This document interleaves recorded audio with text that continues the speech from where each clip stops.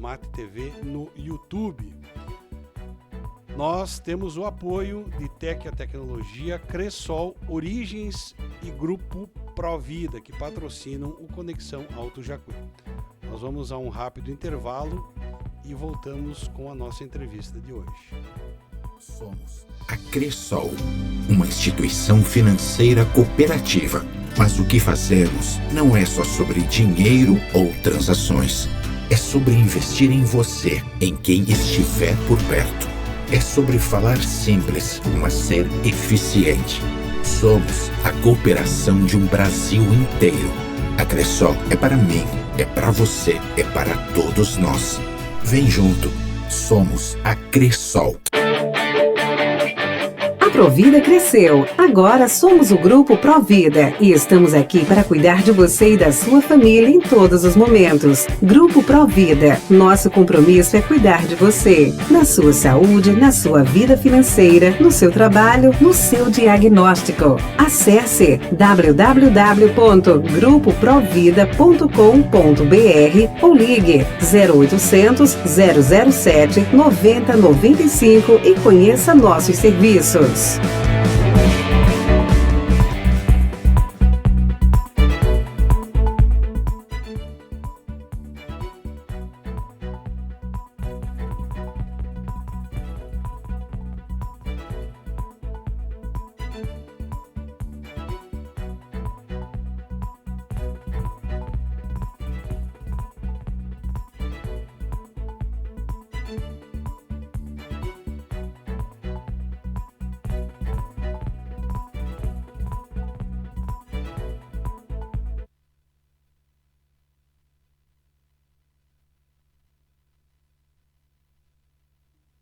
Todos, hoje nós temos uma missão muito importante a falar sobre um tema de grande relevância, que é o Setembro Amarelo, né? É o mês de prevenção ao suicídio e esse mês a gente pensa assim, enquanto equipe, que não devemos falar tanto em suicídio, a palavra suicídio, porque é uma palavra muito triste, muito dolorosa, muito árdua. Então, o que a gente pretende falar hoje, numa conversa informal, né, Pauline, é sobre a vida, né? Como a gente viver essa vida da melhor maneira possível. Porque os nossos dia a dia, assim, os nossos dias estão sendo tão árduos para todos nós, tão difíceis, né? Então, a gente tenta, diante disso, fazer uma reflexão, né? O Setembro Amarelo é mais uma reflexão do que eu estou fazendo para a minha vida hoje, né? Eu estou tendo hábitos saudáveis, eu e minha família? Eu estou praticando algum esporte, alguma atividade física? Por que a gente fala, mas vocês são da saúde mental e estão falando em atividade física, né, Pauline? Mas é importante, porque a saúde mental, ela é um conjunto de fatores, né? A gente sempre diz assim, corpo e mente andam juntos. Então, praticar algum esporte, uma atividade física que você goste, seja um futebol, seja uma yoga, né, um pilates ou uma simples caminhada. Aqui na nossa cidade a gente tem muitos espaços abertos que propiciam, né, uma boa caminhada e atividades físicas também, né? Pessoal que nos acompanha, eu quero repetir novamente aqui que nós conversamos hoje, vai ser praticamente uma meia hora de conversa aí com elas, com a Elisiane dos Santos Comim, psicóloga, e também a psicóloga Pauline Laval. Antes da gente entrar direto no assunto, sim, porque eu sempre gosto de quebrar um pouco o gelo, né, até o pessoal descontrair um pouquinho. A Elisiane já fez a abertura aqui, então eu vou botar a Pauline para começar agora. Eu queria que tu explicasse como é que a psicologia entrou na tua vida. Afinal de contas, vocês são psicólogas, mas em algum momento da vida vocês escolheram isso para vocês. Pauline, como é que a psicologia aconteceu para ti? Olá a todos, é um prazer estar Pode aqui falar com pertinho vocês. do microfone daí. Olá a todos, é um prazer estar aqui com vocês. A psicologia me acompanha já há um certo tempo, sim. Fui percebendo que eu tinha essa vontade de poder colaborar com as pessoas, né? Ter essa empatia, poder ouvi-las. És espumosense, Pauline? Eu sou de Tapera. Tapera. Uhum. A minha atuação é Espumoso, já trabalhei no município de Selba, em saúde pública também, Secretaria de Saúde. Até um período atrás, eu estava também no município de Lagoa dos Três Cantos, atuando na assistência social e na saúde. Atualmente, trabalho em meu consultório, então, com um serviço particular no município de Itapera e na Secretaria de Saúde Espumoso. Então, esse perfil e essa escolha em ser psicóloga vem de encontro às minhas características pessoais e esse desejo, né, de poder ajudar as pessoas, de descobrir o que as pessoas têm feito para melhorar a sua vida, o seu dia a dia. O que é muito importante diante de tantas adversidades que nos encontramos atualmente. Lisiane, como é que foi para ti? Foi uma escolha muito amada, uma escolha muito, assim, pensei, é essa profissão que eu vou abraçar, né? Desde pequena, a primeira profissão, como toda criança, é a professora, né? Aquele sonho de ser professora. Mas conforme o tempo vai passando, a gente pensa assim, não, eu quero algo a mais, eu quero trabalhar a mente, eu quero descobrir esse ser humano, né? Eu sou muito curiosa, né? E me apaixonei pela profissão, escolhi ela com todo carinho, com todo zelo. E agora eu cuido da parte infantil, né, da Secretaria de Saúde, então os meus pequenos e meus grandes. Por que eu digo isso? Porque na psicoterapia infantil, nós não cuidamos somente dos pequenos que vão lá, mas principalmente a gente acolhe as famílias também. Porque eles são cuidados por alguém, sim, né? Sim, e sem o suporte da família, a gente não faz nenhuma magia lá, não acontece tratamento. Então, a família é o ponto principal, né? A gente tem o apoio, a gente tem a técnica, né? A técnica, o conhecimento, mas a família é um ponto bem importante para o tratamento de toda criança do usuário que vai lá, né? A pauta de hoje, fortemente, é a questão do Setembro Amarelo, da questão do suicídio e tal. Mas eu quero aproveitar a vinda de vocês aqui. Afinal de contas, vamos fazer uma consulta, né? Já com 2 psicólogas juntas ainda, né? Como equilibrar a tecnologia, Pauline? Numa era em que a criançada não quer mais bola, não quer mais brincar na terra, não quer mais andar de bicicleta, não quer mais as atividades que na nossa época eram normais e elas querem tablet, celular, computador. Isso está criando problemas, né? Perfeito. Acredito que tudo em nossa vida seja uma questão de equilíbrio, de disciplina. Então, a tecnologia, a gente já havia falado antes do nosso início aqui, né? Ela nos acompanha, não tem mais volta, e eu acho isso excelente. A gente tem que trazer a tecnologia para nos auxiliar. Olhar o lado bom dela. Nos beneficiar, exatamente, olhar o lado bom dela, sem esquecer dos riscos, né? E de tudo que é excesso. Eu acredito que em todo sistema, tudo que é excesso também não nos traz benefícios, né? Então, nós temos que ter esse equilíbrio, uma boa conversa, combinações, ter horário para a tecnologia, para o celular, para o tablet, mas também ter aquele horário de sair um pouquinho, como a Lisiane disse, pegar um ar, pegar um sol. As nossas cidades aqui, elas têm inúmeros espaços, né, acolhedores, onde se pode estar com a família, com os amigos, sair um pouquinho, né, das 4 paredes da casa, da escola, e ampliar um pouquinho esse leque. Fazer combinações com a criança, com o adolescente e até mesmo o adulto, que se vê, né, nesse emaranhado de opções e tirar o melhor proveito delas. Então, a gente pode organizar, sim, ter uma rotina onde inclui a tecnologia, mas também os outros afazeres, né, nossos outros deveres e também não esquecendo do nosso lazer, porque isso é saudável, isso é qualidade de vida. Não ficar preso a ela, e sim pegar dela o seu melhor, né, com a ajuda da família, com a rede de apoio que a gente conta. O município de Espumoso tem uma rede de apoio enorme que auxilia, né, em toda a saúde mental, que a gente pode especificar daqui para frente.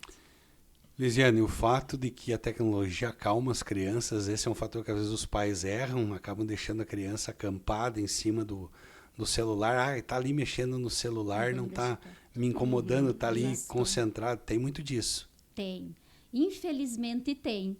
Porque o que a gente percebe muitas vezes que o não, celular... Ele não está gastando energia ali, né? Que o celular ou o tablet está fazendo a função paterna ou materna, né? Está fazendo a função da família. E esse não é o objetivo da tecnologia.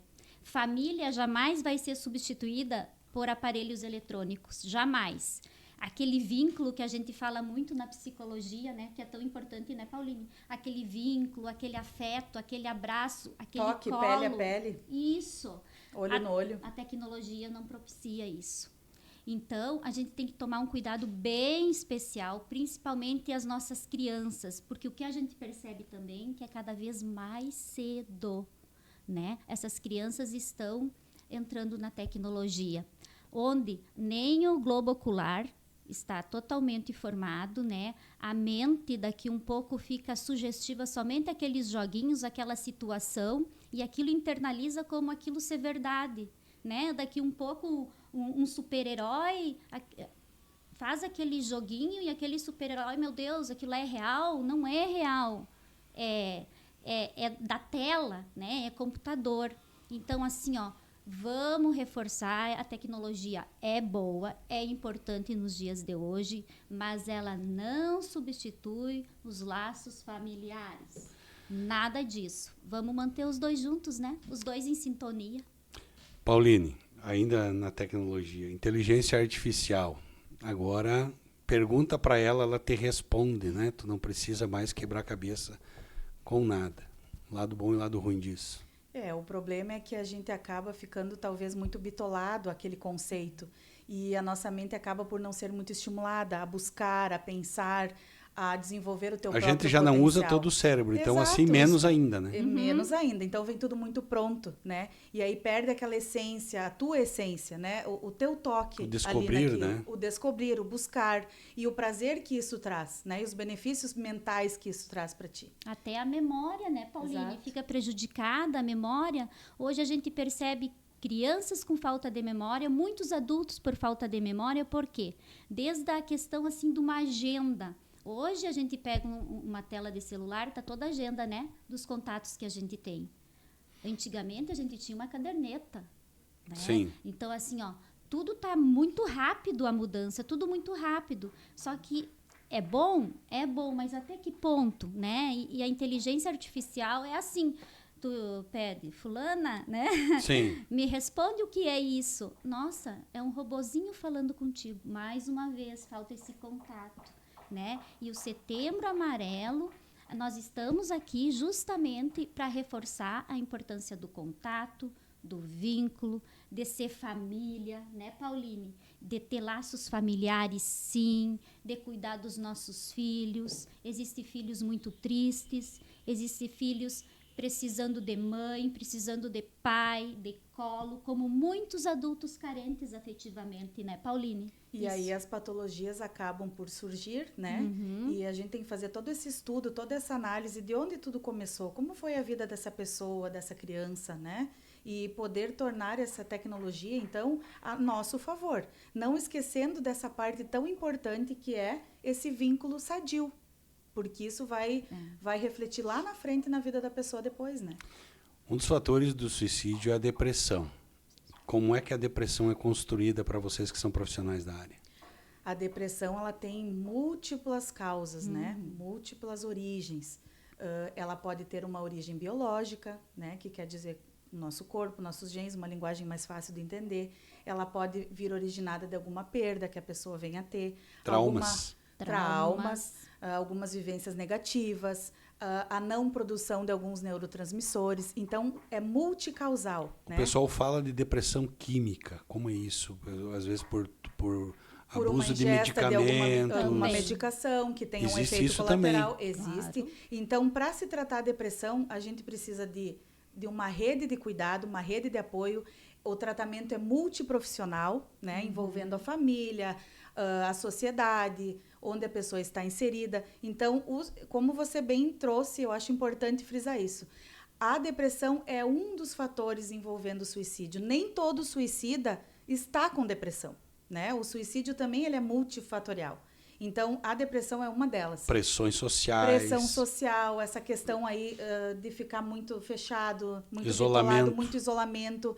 Eu costumo falar com os meus pacientes sobre isso. A pessoa vai se isolando a tal ponto que ela acaba acostumando com essa rotina e ela já não percebe, normal, né? Ela vê nisso uma normalidade e se afasta de tudo. Então, o suicídio também envolve muitas coisas. A depressão é uma delas. O que está mais em alta, até eu e a Elisiane vinha debatendo sobre esse assunto, né? A ansiedade muito presente em todas as faixas etárias. Casos de depressão, sim. Que a ansiedade vem muito de questão de tu querer para ontem, né? O que não pode ser resolvido em curto prazo de tempo, uma série grande de fatores, preocupação, né? com o futuro. Eu já sofro Sim. por antecedência, já me preocupo com o futuro. Não é que não deva se preocupar, não, muito pelo contrário. Mas quando isso se torna muito além do esperado, quando isso se torna doentio, a pessoa acaba desenvolvendo sintomas físicos, uma sudorese, uma taquicardia, né, uma preocupação exagerada, aí sim isso vem a causar um problema.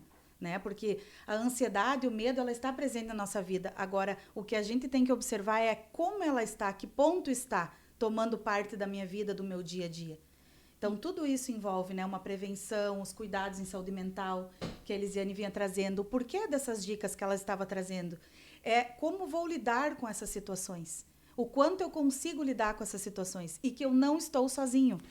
A gente não está sozinho para isso. Eu vou deixar vocês aprofundar depois até as pautas que vocês trouxeram aí, mas ainda aproveitando, a profissão de psicólogo, eu percebo que de um tempo para cá ela evoluiu muito no sentido da procura das pessoas. Antigamente a pessoa o pessoal confundia muito, mas dizia assim, quem vai em psicólogo é louco. Sim. Quem está louco que vai no psicólogo. Exato. É bem isso. E na verdade vocês se formam quase que para emprestar os ouvidos para depois usar a boca na orientação, né? Vocês são ouvidos para muitas pessoas, né?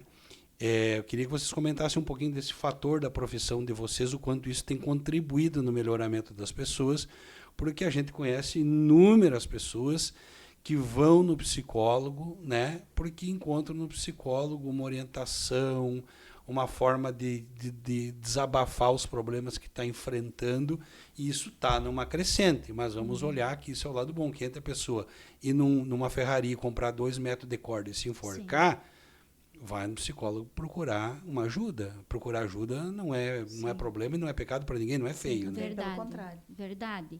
O que a gente vê e a gente fica feliz com essa procura, né? E o que a gente percebe também que não é somente uma faixa etária. O que está chegando lá nos nossos ESF são todas as faixas etárias, né? De criança à terceira idade. Então, assim, ó, nós ficamos bem agraciadas pensando que a psicologia também agora está tendo voz e vez, né? Está sendo valorizada. Porque até um bom tempo atrás, até na época que nós estudávamos, já faz algum bom tempo, né, Pauline? Nós sempre dizia assim que nós era o porão de tudo, né? Nós ficávamos sempre no porão. E agora nós estamos sendo valorizados nesse sentido. As pessoas estão mais abertas, estão tirando aquela ideia de loucura, né? E estão vendo que a psicologia está aí para auxiliar, para ser o suporte, para ajudar. Para auxiliar também não somente a pessoa que vai lá procurar ajuda, mas a família e principalmente toda a rede, certo? Porque nós, psicólogas, não trabalhamos sozinhas. Nós precisamos da assistente social, nós precisamos do médico, do técnico de enfermagem, da enfermeira. Nós somos, a gente diz, um time, como se fosse escalar, né? É um jogo de futebol. Um não trabalha muito legal, decai um pouquinho. Então, assim, ó, a gente sempre procura fortalecer a nossa equipe para que a pessoa que chegue lá, né, no SF, precisando desse acompanhamento, seja bem recebida, bem acolhida, né? Porque a primeira coisa que a gente tem que dizer para a pessoa que chega lá, eu te entendo, né? Eu estou te escutando. Espera um pouquinho, vai dar tudo certo. Acalma, acolhe. Isso a gente tem discutido muito, Sabe né? onde aconteceu muito isso agora recentemente? O problema no Vale do Taquari com as enchentes lá, que Sim, devastou certo. casas, Nossa. derrubou. As pessoas ficaram completamente perdidas, né? Verdade. E a gente chegou em Roca Salles, em especial, a administração montou uma sala especial com profissionais psicólogos, justamente para, cara, precisamos dar um apoio aí para esse pessoal aí que eles estão Excelente. perturbados, né? Eles Excelente iniciativa. Estão fora, porque tu imagina, tu perdeu toda a tua casa, tudo que tu tinha. Alguns até perderam familiares, morreram afogados, né? Outros nem encontraram mais. Tu vê toda aquela devastação, é óbvio que a pessoa começa a entrar em parafuso, né? O mundo caiu. E ali assim, logo, diante dos a olhos. gente foi, assim, nos primeiros dias lá, cobrir a primeira providência que eles botaram na estrutura. Olha, tem uma sala com revezamento ali, com psicólogos para Excelente. dar uma assistência para esse pessoal aí, porque não vamos longe. Teve um cidadão, na sexta-feira que a gente estava lá, ele perdeu a esposa e 2 filhos. afogados. Muito triste. Meio da tarde ele foi na ponte e se atirou para baixo. Se matou. Né? Não viu mais saída. Desespero luz no total. fim do túnel. Desespero total. Desespero total. Então isso é uma realidade. Com né? certeza. E não vamos longe, como você falou, porque há um pouco tempo atrás, meses atrás, né, o Rio Grande do Sul sofreu essa seca desoladora que já vem se estendendo há mais anos. Sim, né? 3 anos já. Né? Uns 3 anos, e não atinge somente os agricultores, e sim todos nós, né, toda a sociedade. Então a pessoa tem que descobrir aí, contar com essa rede de apoio para descobrir o quão forte ela é e resgatar a sua fé, porque sem isso ela não vai conseguir dar a volta. Né? Ver o quanto ela tem possibilidade de se reerguer, o quanto ela é resiliente, porque todos nós podemos trabalhar essa resiliência em nós mesmos, a nossa capacidade de se reerguer, de contar com o apoio das pessoas e ver que sim, é possível reconstruir, nos reconstruir internamente e reconstruir a nossa casa. Mas é interessante tu falar isso, né? Porque vocês têm toda, vamos dizer assim, o processo técnico de auxiliar as pessoas, mas vocês não abrem mão de dizer, olha, a fé é importante. Com certeza, Sempre. A espiritualidade anda junto no tratamento, é o tripé, né? É a equipe, é a espiritualidade, o trabalho técnico não está sozinho. Se a pessoa não acreditar naquilo e não resgatar a sua fé, o seu interior, a sua espiritualidade, seja qual for a crença, a religião, isso não nos importa, não nos cabe, mas cabe sim resgatar nela essa força interior, no que ela acredita, porque eu acho que isso é a molinha ali que vai impulsioná-la dali para frente. Né? Porque se não tiver isso, as nossas orientações nem vão poder ser absorvidas naquela hora. Né? Então, isso tudo trabalha junto. Muito bem, vocês trouxeram um monte de anotação aí, né, a questão do Setembro Amarelo. Então, quero jogar para vocês agora essa questão dessas informações. Afinal de contas, repartimos um pouco a pauta, né, que é importante, né? Deixar para vocês agora aí a questão das informações mesmo que vocês trouxeram sobre o nosso assunto de hoje. Complementando, né, o que a colega Elisiane já tem passado aqui, a gente queria deixar bem claro que essa campanha visa, então, a pessoa poder contar com apoio, ajuda, não se sentir sozinha. E aí vem aquela quebra de tabu, o psicólogo não é só para doença mental muito grave, também auxilia, mas não só. E poder saber que ela conta com essa rede, né? Porque o nosso município ele é rico nessa rede de apoio. E eu gostaria de citar aqui alguns grupos. Nós temos inúmeros, eu não quero esquecer de nenhum.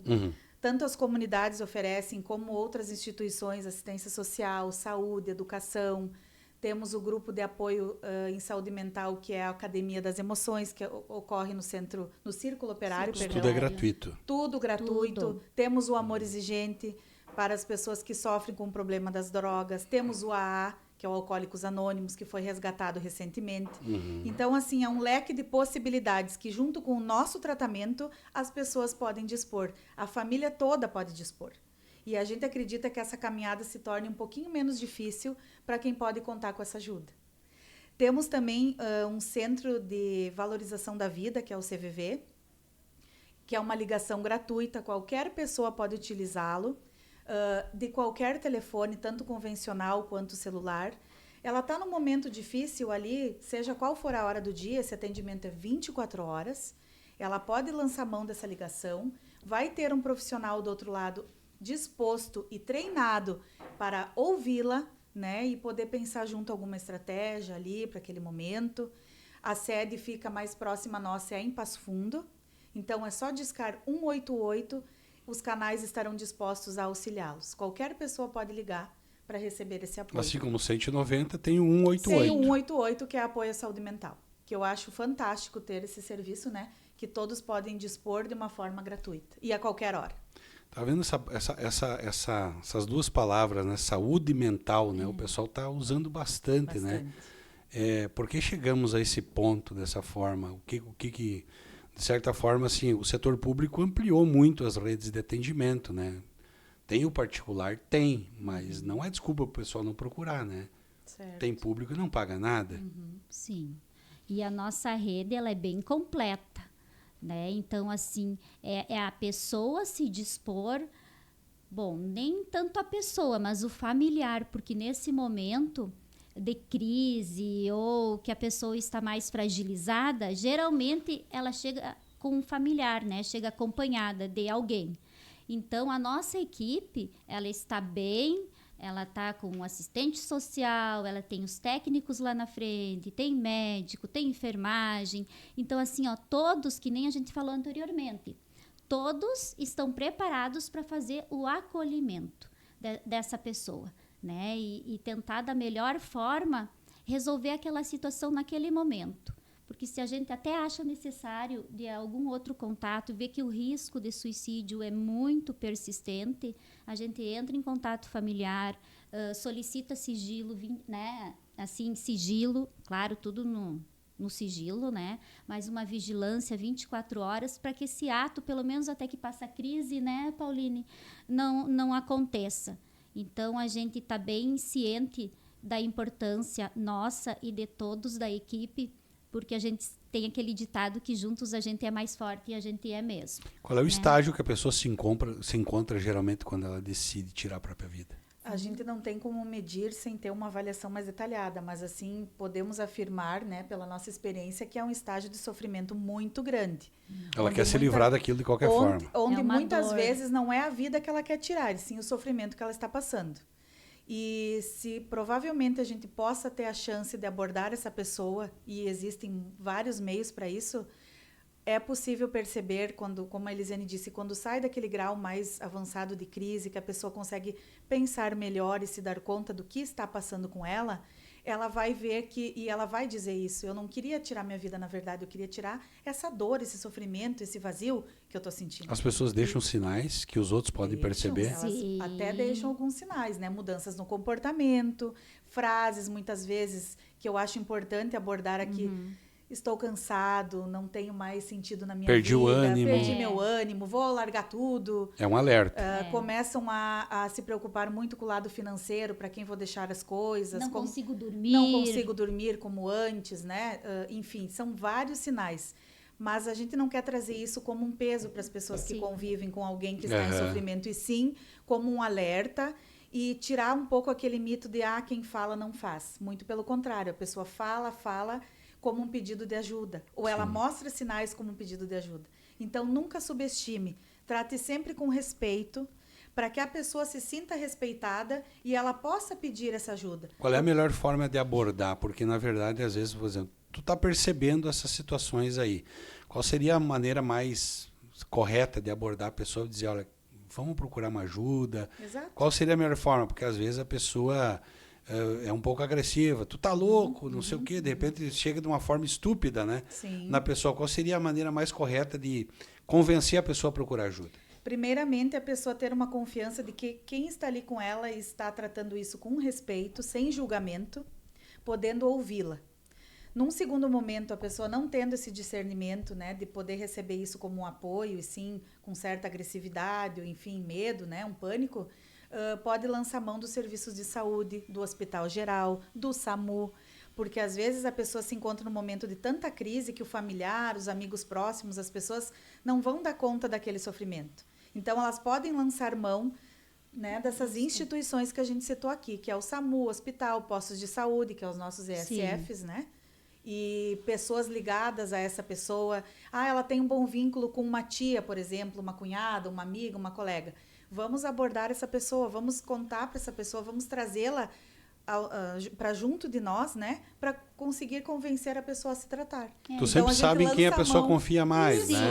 Talvez ela aceite melhor. Porque no momento ela não está conseguindo perceber o quanto ela precisa de ajuda. Eu queria que vocês separassem para mim um pouquinho, até o pessoal que acompanha a entrevista, entender qual é a distância do trabalho de vocês, do psicólogo para o psiquiatra.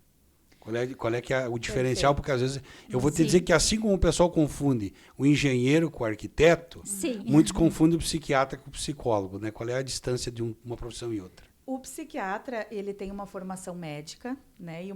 Você forma em medicina primeiro. Você forma em medicina e faz a formação em psiquiatria, que é o cuidado em saúde mental também. E ele administra medicamentos, né? Ele verifica a necessidade ou não de internação. E o psicólogo trabalha com a psicoterapia. Não utiliza de medicamentos, utiliza de técnicas psicológicas, né? Várias abordagens. Ou seja, vocês são a primeira etapa.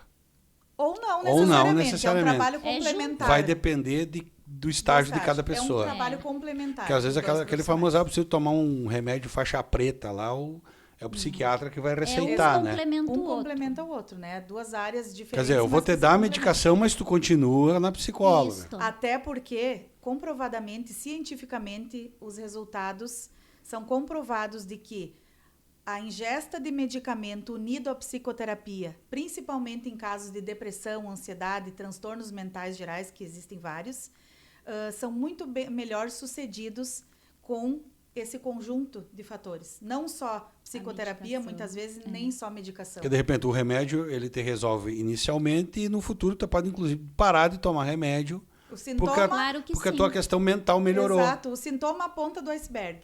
Vamos imaginar o iceberg no mar. Embaixo tem toda uma história, tem todo um conflito, né? E a pontinha tá lá, eu estou com dor de cabeça, eu não estou conseguindo dormir, minha alimentação mudou, perdi a vontade de fazer as coisas que eu gostava. É a ponta do iceberg. Então vai ter que ter, desculpe, toda uma análise, né? Multiprofissional e contar com várias mãos de apoio para conseguir mostrar caminhos para esse paciente, para essa pessoa, para que ela se resgate novamente. Então, o trabalho de psicoterapia mais o trabalho do médico ou do psiquiatra junto, que o clínico também atende esses casos, é fundamental. Né? O retorno para o paciente é outro. Que mais? Nós estamos aqui felizes, né, de poder falar sobre o Setembro Amarelo, sobre saúde mental. Estamos nos sentindo privilegiadas. Porque às vezes a gente diz assim, o Setembro Amarelo cai bastante no trabalho de vocês, é uma verdade. Sim. Mas já digo assim, nós temos agora outubro rosa. Nós temos aí outubro rosa, tem depois o novembro azul. E recentemente a gente acompanhou um caso de um rapaz, né, que descobriu que estava com uma doença complexa, que poderia tirar a vida dele, ele não quis enfrentar, ele foi lá e se matou, né? 30 e poucos anos, foi lá e tirou a própria vida, né? Então, aquilo que vocês falavam, toda essa questão de que sempre há uma saída, né? Sempre há uma saída. Às vezes tu deixa a coisa chegar num estágio de desespero total. Exato. E tu não procura a vida, não procura ajuda, Exato. Né? Como derrubar o orgulho nisso? Porque às vezes a pessoa é muito orgulhosa, tem um índice de vamos dizer assim, de um orgulho muito alto, diz assim, eu não vou procurar ajuda nenhuma. Como é que se trabalha isso quando a pessoa tem essa, vamos dizer assim, essa rigidez nesse sentimento? Não, isso aí eu não vou procurar, vou resolver dessa seguinte forma aqui e tal. Muito é o orgulho, né? Certo, muito orgulhoso, isso é né? uma característica pessoal de cada um. Uns têm mais, outros menos. Aí que eu acredito muito, aí eu estou falando da Pauline como pessoa. Aí eu acredito muito na parte espiritual, né? No acreditar em algo, de essa pessoa poder resgatar essa parte de fé que ela perdeu, de não acreditar que o outro é possível, né, chegar até mim e me ajudar. E botar na balança os prós e contras. Bom, eu não vou aceitar essa ajuda, eu vou querer lutar sozinho, mas e aí? Até onde eu fui com essa atitude? O que essa atitude me traz de benefício? Como estou, como eu era antes, como eu posso me tornar? Por que eu não posso ceder um pouquinho e perceber que eu não estou sozinho nessa trajetória toda, né? Que o difícil disso tudo é a pessoa pensar que ela está sozinha, que perdeu, que não tem saída mesmo, não tem mais luz no fim do túnel. E isso vem muito da pessoa estar muito desacreditada das coisas da vida dela, né? E daí precisa todo esse resgate, né? Daí a importância da família, mais uma vez, né? De acreditar naquela pessoa. Não tenho família, sou só.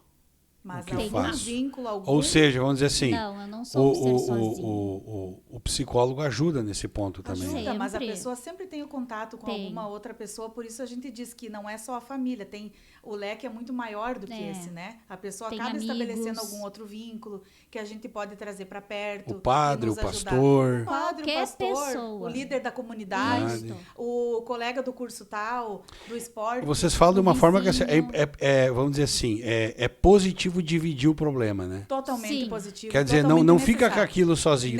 Derruba o orgulho, vai lá e divide com alguém que tu considera que é experiente, que pode colaborar. Tô com esse problema aí, né? Tô sem saber o que fazer, o que tu acha que dá para fazer. Exato. Eu acredito que a pessoa sempre vai te dar uma orientação pela vida e não o contrário, né? Sim. Exato, e enquanto a vida é a esperança. Então, a gente tem que lutar por todas as pontas e nos unirmos para poder quebrar esse tabu de que a pessoa precisa se virar sozinha. né? E que é feio ir ao psicólogo, é feio ir ao posto de saúde. Se no posto de saúde eu tenho mais vínculo com o enfermeiro, por exemplo, com a técnica de enfermagem, com o atendente, com a recepção, que seja ele. Por isso a gente diz que a nossa equipe toda está preparada para receber essa pessoa. Todos que estão ali, todos têm o mesmo grau de importância para poder acolher a pessoa de um primeiro momento. O agendamento com vocês é como um agendamento com os médicos, o pessoal liga lá, vocês vão ter atendimentos em grupos e particulares. Nós temos particulares não, quando eu digo privativos, individuais. Exato. Né? Individuais. A gente organiza a agenda, né?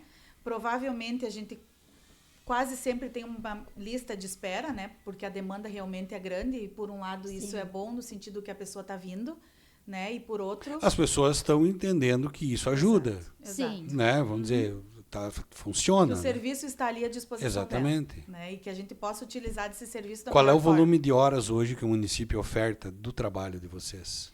Todos os ESFs dispõem de psicólogos. São 4 no mínimo ESFs. 20 horas. Isso. O meu ESF René Bassin dispõe de 20 horas do meu serviço. A Elisiane também, só que ela trabalha junto à secretaria, que daí tem outros setores. A média de atendimento é de 1 hora por pessoa? É uns 30, 40 minutos. 30, 40 minutos. Isso. Que vamos dizer, o tempo mínimo ali. Isso, dependendo da situação. E daí você vai fazendo uma leitura. Avalia, isso, se avalia. Uma avaliação, isso geralmente uma vez por semana, uma vez a cada 15 dias. Depende de cada caso, uma vez né? por semana, né? A gente precisa para avaliar, pra E tem pessoas que estão permanentemente, vamos dizer assim, pelo menos uma vez por mês vão lá. Certo, tem a manutenção do tratamento. É um tratamento, Aquele paciente que está bem, a gente dá a gente proporciona alta, né? Conversa, a hora que você precisar, a porta está aberta, você retorna.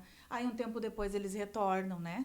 E assim vai. Assim. É um trabalho de construção que a gente vai sempre tendo vínculo, né, com eles. E como a gente faz algum tempo, né, Pauline, que a gente está na saúde pública, o que aparece muitas vezes é os pacientes que antes eram pequenos, né, nossos pacientes, e agora estão adultos, muitos pais, mães, até com netos, e estão retornando ao setor de saúde mental. Então, isso para ver o quanto a saúde mental é importante, né? Eles valorizam isso, eles vão procurar ajuda, eles criam esse elo, esse vínculo também conosco, né, Pauline? É tão gostoso, porque é a confiança. Eles chegam lá e dizem, você lembra quando eu era pequeno? Né? Você me atendeu, era lá naquele posto, lá, aquele que ficava em tal lugar. Eu disse, lembro sim. Porque a gente pode não lembrar do nome, porque são muitos anos, 20 anos atrás. Mas a fisionomia, o jeitinho é o mesmo, né? E naquele momento vem procurar ajuda. Então, de todos os problemas que se enfrenta, que caem lá para vocês, quanto por cento isso vem de problemas internos familiares? Porque você pode ter frustrações profissionais, frustrações escolares, né? Mas quanto por cento é frustração familiar, tem problema dentro de casa, agressão, questão de alcoolismo, drogas, né? Desestrutura financeira, dá de tudo um pouco, eu acredito. A gente acredita que isso, na verdade, não tenha como a gente te trazer um número exato, mas está tudo interligado, né? Então, quando algo na família não está bom, possivelmente ocorrerão outras questões ali, né, que a pessoa vá buscar ou esteja em sofrimento. Então, questões familiares são bem importantes. A gente percebe um alto índice, com certeza. E isso, né, somado de diferentes idades ou diferentes idades, fases de vida. E o paciente retornar em outra fase de vida, com outros conflitos, acaba sendo algo que a gente acaba tendo com frequência, né? Ou ele vai trazer algum familiar, ele sabe que ele já utilizou o serviço e agora ele vai trazer o familiar que também está necessitando. Então, abre portas. E o vínculo, né? A confiança no profissional. Existem dados sobre o suicídio, mas dizem de que de cada 10, um se suicida, 9 são pessoas que ficam tentando o suicídio, né? Tentativas. Que é um volume muito maior do que o pessoal que suicida. Automutilação, esse tipo de coisa. Explique um pouco melhor essa situação. Pois, assim, a automutilação, a gente sempre diz que, em estudos, dizem que aquele que se automutila, que se corta, é para aliviar uma dor, né, Pauline? No momento, um sofrimento. Não chamar atenção? Não, de forma alguma. Não, está comprovado isso. A dor é real, entende? Então, no momento... Você diz a dor interna. Dele. A dor interna é real. Aquele corte, aquela situação é como se ele aliviasse aquela dor interna. Tirasse uma pressão. Isso. Tu inverte a dor. Tu inverte a dor. A dor do corte alivia a dor aqui. Do aperto no coração. Exato. É o que os pacientes relatam. Isso. Né? Só que isso é muito triste, né? Muito... A gente chocante até para a família presenciar, professores que presenciam muito. É um índice importante. Exato. Isso. Ocorre muito na escola, né? E a gente tem um bom contato. O bullying? Bullying tem muito a ver com o bullying. O bullying está aí, a gente tem que lidar com ele todos os dias, né? É um desafio muito grande, mas acredito que também com tanta conscientização, com tanta campanha e políticas públicas, isso já vem por que o bullying sendo discutido. Não se preocupa com o tempo, tá? A gente já estourou faz tempinho, mas não tem problema. Percebo. Por que o bullying tá tão em alta? Porque eu digo assim, eu tô com 48 anos, né? Sou aqui de Espumoso, estudei todo o ensino médio de Espumoso, depois que eu fui embora um tempo. A gente tinha isso no colégio, né? Os orelhas, o iudo, o isso, aquilo. Mas a gente levava muito na esportiva, né? Por que isso ascendeu de uma forma tão gigantesca hoje que, vamos dizer assim, quem recebe esse apelido ruim, de certa forma, se ofende tanto, e agressividade por conta de quem pratica isso, né?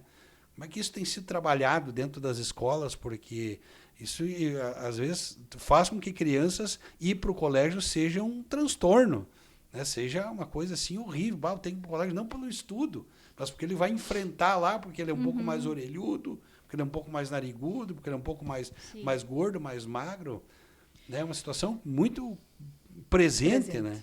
Eu acredito pessoalmente que, como existe essa quebra de tabu de buscar ajuda, a pessoa que sofre bullying e esse bullying provoca nela um certo sofrimento, que eu acredito que seja na maioria dos casos, porque eu pessoalmente sofria bullying, eu acho que a maioria que teve um apelido ou outro, que talvez não caiu muito bem e causou um grande sofrimento, só que antigamente se mantinha mais em silêncio, né? Sim. Isso acontece com todo mundo, ninguém falava muito que poderia ser diferente. Hoje, como isso está em voga, como está em pauta essas discussões nas escolas, no serviço público, nos serviços, na mídia, muito também, a pessoa está com essa confiança de que ela pode lutar contra ele e resolver essa situação. Eu acho que é isso, a gente não pode subestimar. Que o bullying não é bom. Porque antigamente se fazia, hoje eu tenho que aceitar. Porque o bullying não leva a lugar nenhum, nem para quem pratica, nem para quem recebe. Exato. Então, né? Principalmente quem recebe pode cair muito mal, pode causar muito sofrimento. E causa. Também é motivo de vinda ao tratamento, muitas vezes, né? É a questão do respeito, né? Pelas diferenças. Então, todos nós somos seres humanos. Eu sou diferente de você, assim, fisicamente, com o meu pensamento. É uma questão de respeito. E isso a gente vê também nas famílias, né? Que a própria família trabalha em casa com os seus filhos. A importância de respeitar, porque todo mundo tem qualidades, né? Só que o bullying acontece também na família, muitas vezes. No seio familiar. Aquele pai foi criado de uma maneira diferente, aquela mãe. Ela sofreu bullying, mas eu também era apelidado. Bom, mas repetindo. Cada um sente de um jeito, e aí que mora a diferença. Cada um recebe isso e sente de uma forma. Se você não se incomoda com isso, mas quem sabe eu me incomode. Sim. Então, isso tem que ter a maior atenção e o maior cuidado e isso respeito. Isso é evitado, né? Claro, o máximo possível, né? Evitado, eu acho que existem outras maneiras de abordar a pessoa, de se relacionar com ela, de chamar a atenção dela e não através de bullying. Né? Verdade. Muito bem. Eu queria agradecer a vinda de vocês aí, tá? Mas vou deixar um espacinho para cada uma fazer o seu fechamento, né? E pedir para vocês que em outra oportunidade a gente retorne, né? Porque vocês estavam um pouco assustadas com a entrevista no início, mas eu acho que essas conversas assim auxiliam muito as pessoas. Às vezes é o nosso papel, na verdade. Sim. Enquanto abusar um pouquinho do profissionalismo de vocês, né? Vamos dizer, de graça, que os outros, né? Mas para compartilhar com as pessoas tudo isso, porque as pessoas acompanham e a gente divide essa parcela e é importante. Alguém a gente vai salvar com essa conversa, né? Com certeza a gente vai salvar. Esperamos que assim seja. Com certeza. Então eu queria deixar um espaço aí para o fechamento de cada uma, por gentileza. A gente agradece, então, essa oportunidade, ficamos felizes de poder compartilhar, né, algumas opiniões, algumas ideias, do trabalho de vocês, falar do nosso trabalho, falar que que a gestão pública, né, também tem profissionais qualificados, assim como o sistema particular. Então, porque frequentemente a gente está em formações, em cursos, então somos profissionais atualizados, sim. Somos do SUS, sim, levantamos a bandeira do SUS, sim. E a gente sempre diz, né, Pauline? Permanece no SUS os guerreiros. Mas diga-se de passagem que o SUS é um dos melhores sistemas de saúde do mundo, né? Sim, sim. Com certeza. Né? E estamos sempre lá. Quem quiser ter um apoio, né? Eu sempre digo para os meus pequenos que eu sou a bengala, né? Quem quiser alguma ajuda, a gente está lá sempre para ajudar, para acolher. Muito bem, Pauline. Eu agradeço imensamente a oportunidade e também me coloco à disposição, né? Ao longo da minha carreira, a gente aprende muito com as pessoas, é uma troca incrível e a gente tem isso, temos uma amizade, além de ser colegas de serviço há muitos anos, nós temos isso como perfil, como missão, né? De ser psicólogas, de gostar de pessoas, de atender pessoas, de ouvir as pessoas. E tomara que sim, que quem escute isso leve um pouquinho de bom para a sua vida e perceba que enquanto a vida há solução, que sempre tem uma luzinha no fim do túnel e que as pessoas se resgatem, se descubram, se reinventem. E se a gente puder auxiliar nesse sentido, melhor ainda. Acho que a frase é essa, sempre tem uma luz no final do túnel, né? Vamos se resolver de alguma forma, exatamente, né? Quero agradecer aqui mais uma vez, então, a participação de Elisiane dos Santos Comim e da Pauline Laval, que são profissionais da psicologia, psicólogas, do setor público aqui de Espumoso. Abraço a todos aí e até a próxima entrevista.